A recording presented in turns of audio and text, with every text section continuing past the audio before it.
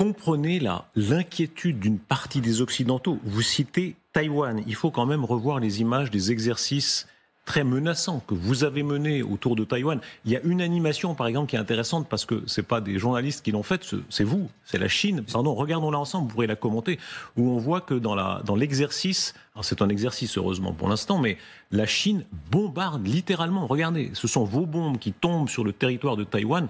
Quand même, quand on en arrive là, c'est une forme d'agressivité extrêmement choquante. On se met à la place des Taïwanais. C'est pas nous qui menaçons. Ah bah là, oui, c'est nous qui bombardez là. C'est nous qui sommes menacés parce que la souveraineté, l'intégrité territoriale de la Chine ont été menacées par les forces sécessionnistes visant l'indépendance de Taïwan et de certains pays occidentaux qui soutiennent ces forces sécessionnistes. Mais à la fin, est-ce que ce ne sont pas les Taïwanais qui décideront de leur destin? C'est le droit des peuples à disposer d'eux-mêmes. C'est le peuple chinois qui décide du destin de Taïwan. Par la force y compris Par la force y compris? Par tous les moyens. Si on ne peut pas réaliser cet objectif de la réunification de la patrie par moyens pacifiques, on peut faire recours à tous les moyens.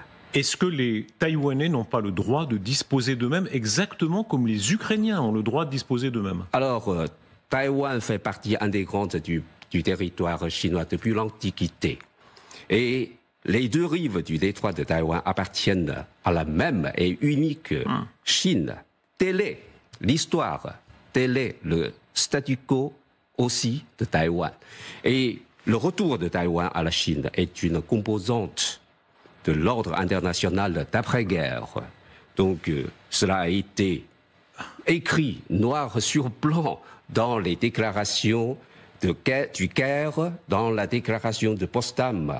Donc, si on pousse Taïwan vers l'indépendance, c'est le sabotage de l'ordre d'après-guerre. Excellence, vous remontez à l'Antiquité ou à l'après-guerre, mais dans les derniers mois, des sondages ont eu lieu, ceux menés notamment par l'université de Taipei. Près de 64% des personnes interrogées à Taïwan se disent taïwanais, 30% il est vrai les deux. Seulement 2,4% disent être avant tout chinois.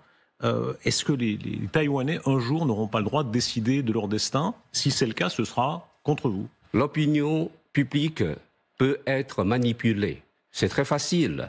Depuis 10 ans, alors... Liberté de la presse à Taïwan. On ne peut pas dire que ce soit le cas dans votre pays. Depuis 10 ans, c'est le parti démocratique progressiste qui vise l'indépendance de Taïwan est au pouvoir. Ce parti a fait une éducation sécessionniste dans l'île de Taïwan, dans leur système de l'éducation, des écoles. Donc, ça, c'est pas encore suffi. C'est beaucoup avant, c'était sous le mandat du dirigeant Li Tenghui, au milieu des années 90, que les autorités taïwanaises ont commencé l'éducation de sécessionnistes visant l'indépendance de Taïwan. Donc maintenant, cette génération, peut-être les jeunes de Taïwan, ils soutiennent dans le référendum, soit l'indépendance ou bien l'autonomie de Taïwan.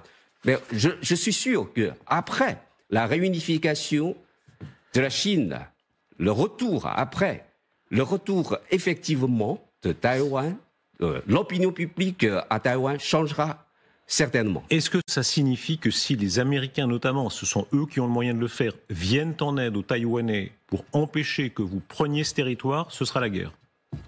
Les agissements des États-Unis en vendant et fournissant des armes à Taïwan enfreint le droit international, parce que selon le droit international, tous les pays, tous les pays ne peuvent pas vendre ou bien fournir des armes à une entité non étatique. On est frappé du parallèle entre vos arguments et la Russie, Taïwan et l'Ukraine. Une des actualités du jour, c'est le débat sur l'adhésion de l'Ukraine à l'OTAN qui est relancé. On en parlera au sommet de Vilnius. Est-ce que pour vous, du point de vue de la politique internationale, ce serait un problème que l'Ukraine adhère à l'OTAN? Précisez bien votre position, parce qu'on a l'impression qu'elle a parfois un peu flotté. D'abord, est-ce que la Crimée, à vos yeux, c'est l'Ukraine? Mais cela dépend de ce que... Non, ça comment dépend pas. Pardon, c'est l'Ukraine ou c'est pas l'Ukraine? Ou percevoir ce problème. Ouais. Mais il y a l'histoire. La Crimée était tout d'abord, tout au début, à la Russie, n'est-ce pas? C'est Khrouchtchev qui a offert la Crimée à l'Ukraine dans l'époque de l'Union soviétique. Mais pardon, selon le droit international, vous savez bien, c'est l'Ukraine. Selon le droit international, vous pouvez en discuter, le contester, mais c'est l'Ukraine. Sur le droit international, même ces pays ex-Union soviétique, ils n'ont pas le statut, effectif dans le droit international, parce qu'il n'y a pas d'accord international pour concrétiser leur statut d'un pays souverain. Vous avez l'air de dire que l'ordre des frontières tel qu'il est né de la chute de l'Union soviétique, à vos yeux, n'est toujours pas réglé. Mais maintenant, il ne faut pas, chicaner encore sur ce genre de problème. Maintenant, le plus urgent est d'arrêter, réaliser le cessez-le-feu. C'est pas chicaner, la Crimée. Il faut quand même se mettre... Si on amputait une partie de la Chine et on disait... Pardon, on chicane. Non, on chicane pas. C'est quand même une question très grave du point de vue des Ukrainiens, évidemment. C'est toujours ce que j'ai dit tout à l'heure. Donc il y a des problèmes, des tenants et aboutissants, n'est-ce pas, sur leur conflit, leur problème. Ce n'est pas si simple à dire en un mot. Ouais. Est-ce que si vous avez quelques problèmes, vous pouvez discuter ensemble.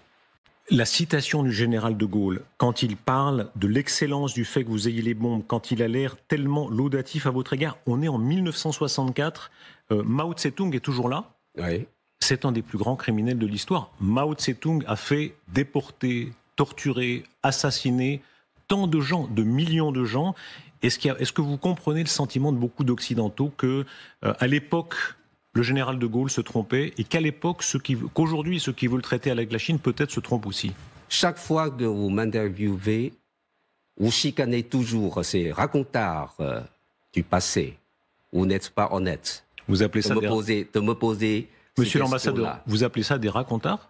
C'est ça, des racontards. Les millions de morts causés par Mao Tse-tung, ce sont des racontards. C'est pas juste, c'est pas précis. Oui.